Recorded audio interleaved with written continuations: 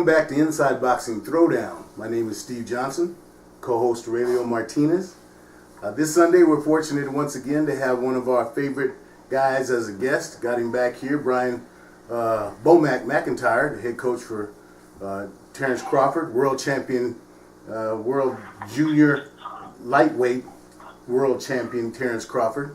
They just came off of a fight card last Saturday night up in Chicago, Illinois, where not only was Terence Crawford versus Felix Diaz on that card, but we also had Stephen So-Called Nelson from Omaha, Kevin Ventura from Omaha. We also had Daniel Calzada from Denver on that fight card. Yeah, you know what, Steve? I like, what I do like is every time Terence Crawford is fighting somebody, you always hear the talk about this is a test for him. He hasn't fought anyone like this, right? Man, he gets in there and just takes care of his business like nobody's business. You know what I mean? And he silenced the critics all the time. I mean, each and every fight, in and out. So I'm kind of glad we're sitting here talking to his trainer, which we'll bring online here very, very shortly. It's just awesome for his trainer to tell the world out there, tell the world about Terence Crawford, talk about his stable, because you know he's got a heck of a stable that he's building out there in Nebraska, and I'm talking about good top quality fighters. So Steve, go on and bring trainer in and let's talk to him. Yeah, before we mention Bomac, let him come in and talk. This fight against Felix Diaz was tremendous in the fact that Felix Diaz is a former Olympic gold medalist. Oh, yes. And he's a southpaw, and Terence decided that he was just going to box him southpaw the whole fight just to show him that, that gold medal meant nothing, and he doesn't care about anybody, anything, whoever they put in front of him is there. But I'm going to let Coach Bomac, you tell our listeners more. First of all, this is Coach Brian McIntyre, and he's calling us this morning. He actually gave us a few minutes before he's heading to his Sunday morning brunch. So, Coach, I know we don't want to hold you up too long because I know you already told me you're looking forward to that sausage and eggs. And what else you going to have, Coach? My man. My man is hungry. They always got to get the grits in there. Those grits, yeah, I hear you. Well, Coach. Get some grits in there. Well, once again, it's good to have you, Coach, but I'm going to let you talk. Talk a little bit about that fight last Saturday night in Chicago, about what else is happening after that. You can talk about that fight and what's in the future. I know Julius and Dogo is supposed to be next up, but I don't know if he wants none. But I'll let you take it. Coach, go ahead. Well, hello to all you listeners out there, man. It's an honor to come on your show, man. It's always a pleasure. Thank you. And I don't mind coming. I don't mind helping a friend out or just talking to the boxing world in itself. Thank you, Coach. But the fight went exactly, Diaz did exactly what we expected him to do. The lunge in, behind that left hand, do the jumping hook. He did exactly what we thought he was going to do. So, our main thing was just to keep the distance in between him and Terence, so you can see it coming. If you go back and look at the fight, you can see how Terence is, when he'll lunge in, Terence take half a step back and come under with the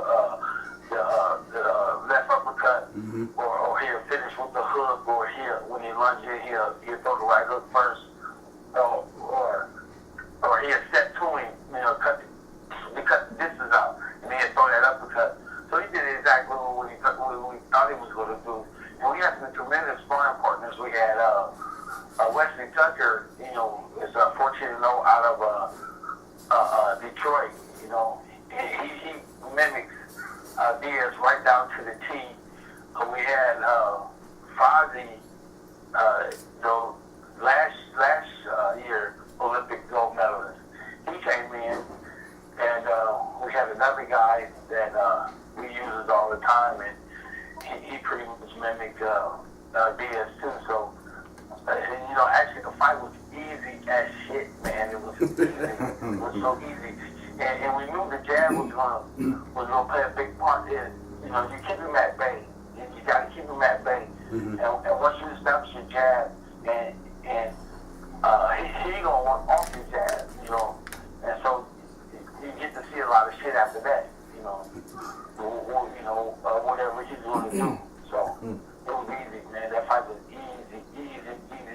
And Terence looked so superb in that fight. He was relaxed. He picked the shots. He couldn't have gotten no better. Well, I from a viewer's standpoint, I couldn't say it any better than what you said. The fight definitely looked easy. Coach, let's talk a little bit about. There's been some controversy, about this next fight, and I know you probably have an inside. You might not want to talk about it, but the word is that Bob Arum is having some issues with HBO. That he's not necessarily wanting to have this fight on HBO. How does that affect you guys as far as pay-per-view or just HBO viewing period? Is it something that you worry about, or you just let Bob Arum do what he does and then you'll go from there? Well, yeah, just try not to worry about it. We talked about it. We sat out with Bob and Carl and other top guys at Top Rank, and what they want to do is they want to go to free TV. They want to start tapping into that market of people that don't got HBO and hears about Terence and they want to see him fight, but they don't have the opportunity to. So, they going they want to do the next fight on free TV, which will be in August. So, I'm excited, man. He got the highest viewership of cable TV. So, just imagine what he did if you go to free TV. So, it'll help with the numbers with going to Pacquiao or whoever else goes when you go to pay-per-view. So I'm excited, man. I think they is on the right track with it, and I got some brilliant people over at Top Rank, man, that know how to market fighters. Well, that was interesting that you mentioned Pacquiao because Terence mentioned Pacquiao. Is that something that Bob Arum is behind the scenes with you guys? Is he's ready to make that fight? Well, I believe they are ready to make that fight, man. They know they need a big fight out there. They need a big fight for that company, and they know the big fight is out there. So I think they're ready now. Probably, in November when Pacquiao fights again, if he can get past Jeff Horn. Yeah. So. All right. So I'm sure he probably will. But we just wait to see what's going to happen with him. Okay. The radio. Well, Coach, this is Radio Martinez, and welcome to the show. Thank you. Let me ask you something because I want to touch off a little bit on what you're doing with your boxing stable and your whole group of boxers, because we're here in Colorado, so we kind of keep ties, we keep in touch, and you have quite a few boxers that are coming up that are excellent. I mean, you've got Ventura. I mean, you've got a bunch of them that are coming in and showing this promise. How do you put that all together? Having a world champ like Terence Crawford at the helm, leading, and then you're bringing up all these other fighters. Tell us a little bit about your boxing stable.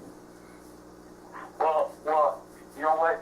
That's easy too, because what I try to do is I try to keep all the fighters together. When we go to camp, we train together, we eat together, we sleep together, and if they see if they say all birds together, flock together, So if they see the champ and see how hard he trains and see how see his fights and the magnitude of his fights and see how much he gets, it's easy for those guys because they're right there with him. And if he got the drive and they got the drive, it's just all I do is just kind of line up fights around the same time as Terence fight, or some of the guys, they get requested to fight on Terence's show, or they get requested to fight on different shows because boxing is like a revolving door, as top fighters, they get to the end of their career, you got to start building other fighters.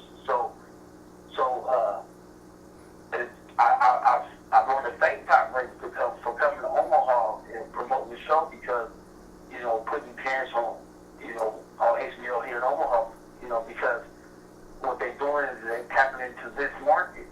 And in order to keep this market, they got to time Terrence was fighting, he averaged 13,000 people, and then of course they put the other guys on the show, and then what I do, I just piggyback off that, you know. I just piggybacking off that and put on smaller shows, just keep the fans, just keep them in front of fans, and so they can continue to grow. So I mean, like I got we got a gym down here called B&B Boxing Academy, and then I got B&B Promotion. Yes. So what I do is, as the amateurs come out of the amateurs, they're gonna go right into the pros, and it's a steady job that you got to continue to work with fighters. And as the amateurs, they see the pros doing good, they don't want to do good, so they do good at these amateur tournaments. It's just like a revolving door. I'm doing nothing different than any other boxing company would do. You know, it's just here in Omaha, they used to call us like stepping stones. You know, I was a pretty good fighter, but That's right. you know, I didn't have a manager, and I didn't have a real trainer. You know, nobody care about. You know, they nobody put the effort in to me like I put the effort into them. So I made a promise to Terence when he was a young kid. I will never let your professional career go through what my professional career went through. And I stick to that promise when it comes to other fighters too, because you know you can get fighters out of Omaha that's really good, but if nobody care about them, they just throw them into fights. They don't give them time to grow. I mean, you don't always get the same result. They will get out there and get beat, you know, get knocked out. Pretty athletes or any other commentator will say, well, there's no good fighters in Omaha. Well, shit, it's damn good fighters here. They just need to be cared for and looked after and trained the right way.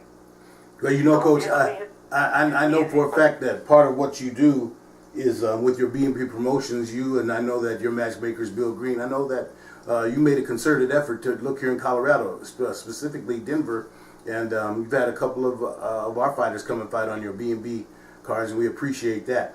Before I let you go, because I know it's Sunday morning and we all have a lot to do, but I do have to ask you my last question, and the radio might have one for you, but my last question is, how do you feel about Conor McGregor and Floyd Mayweather? Give me your opinion on that. You know, man, I really don't. You know, I really don't really care for that fight, man, because what he's doing is he's messing up opportunity for the other fighters. You know, the other fighters that wants to get the pay-per-view, and we all know if listeners, if I take this to this, you can hit a ceiling when it comes to fighting on cable network. Mm-hmm. You know, they're only gonna give you so much. You'll make two half, maybe sometimes $3 million for a good fight. Yeah. But if you want the real good money, you got to be successful at pay-per-view. Yeah. And one thing where it's hard for pay-per-view fighters now, unless you're Canelo and even Triple G, you know, it's hard for him to get over 200,000 buys.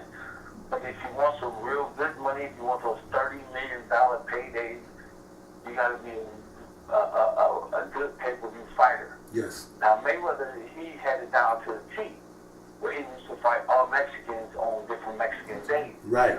And if he was against him or he was for him, you still brought the fight because you wanted to see him lose or win. Right. That still put money in his pocket. So when he fought, when the Pacquiao and Mayweather fight didn't live up to the hype it was, and when other fighters came along to fight on pay-per-view, they won't buy it. Right. So it's hard for fighters. It's already hard for fighters now, just for pay-per-view buyers to get back to the table. They can be like, okay, I really want to see this fight. But they might say, oh, it's a bullshit ass fight, and they won't buy it, or they might buy it. But after the Pacquiao and Mayweather, there's not a lot of people buying that fight, buying pay-per-view fights. And it's hard for fighters, man. It's hard for fighters, for people to push why they're going to buy it, So I don't want to see the fight. I personally don't want the fight to happen because you're going to get the MMA fans going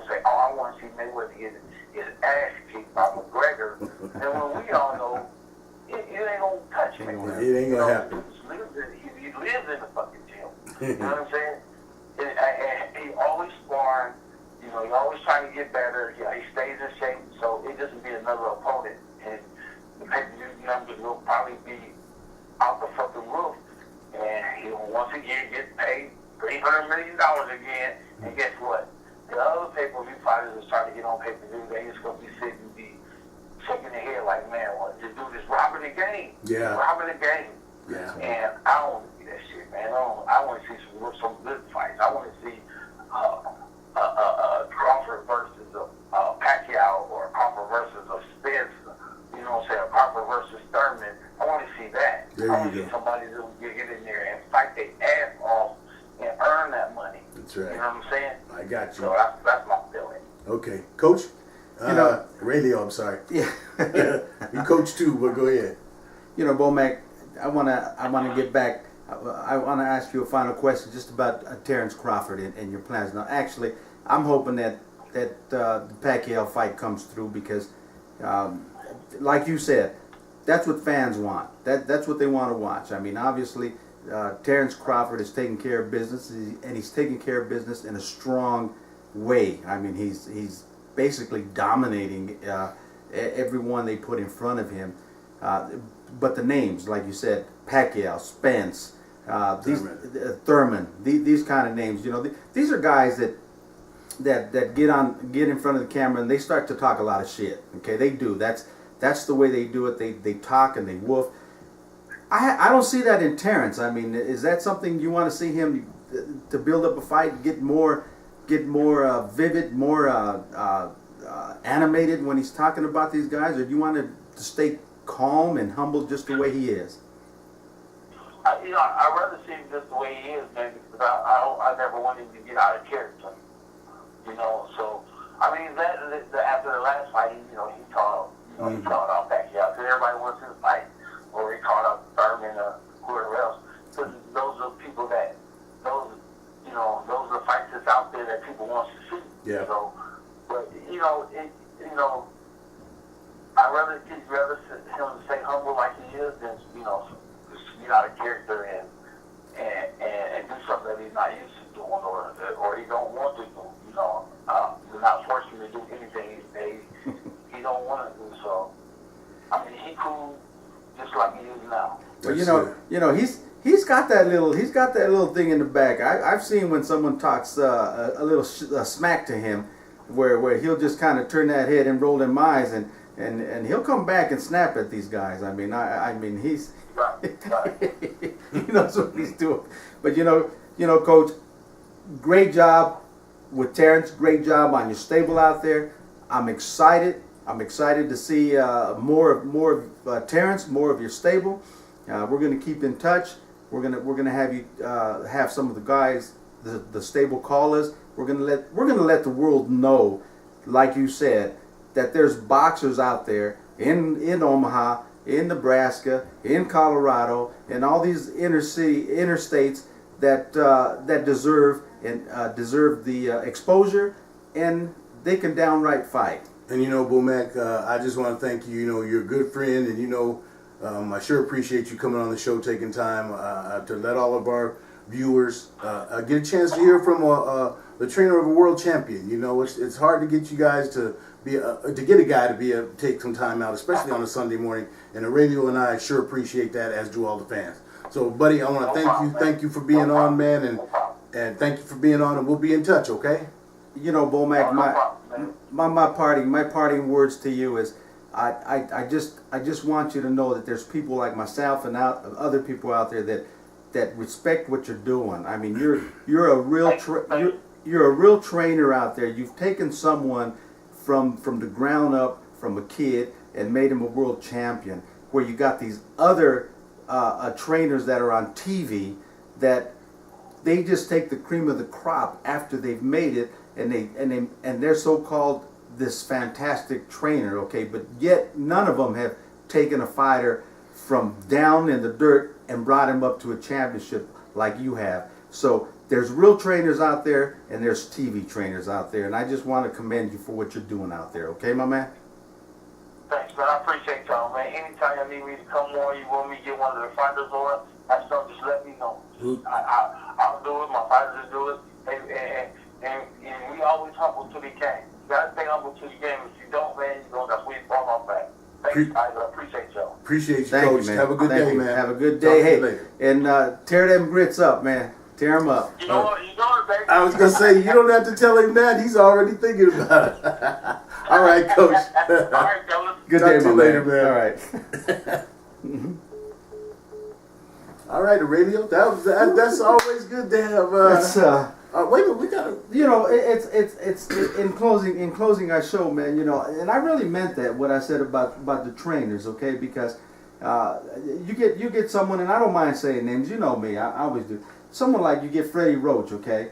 Well, you got all the big names that flock to him just simply because he's a big name, okay? Yeah. But yet, tell me who he's brought from the amateurs from 8, 9, 10 years old and brought him up to a world championship. You know, that's a real trainer. That's a trainer that has his heart and soul in there, rather than waiting for a paycheck saying, okay, you're a name, you're Oscar, come to me. You're getting the people come to him because they're going to get the exposure and stuff. And that's what I'm saying. That's what I'm saying about the stronghold that you have when you have to wait for whatever HBO or Showtime or these big networks feed the public, okay? That's why I'm saying that the public TV is awesome, because now you're going to see more and more of the talent that HBO and them don't sign, okay? You're going to take that stronghold and you're going to take that arm and you're going to break it, and you're going to start making boxing more as a public